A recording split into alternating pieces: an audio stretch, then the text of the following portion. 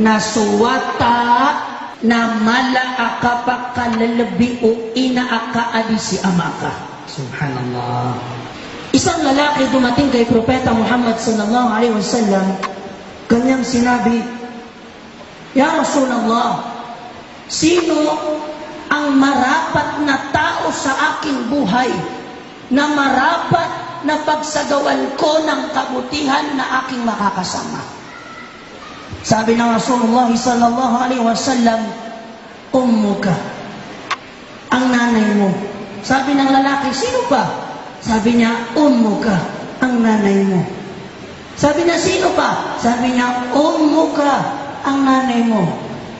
Hanggang sa ikaapat, sino pa? Saka lamang nabanggit ang tatay.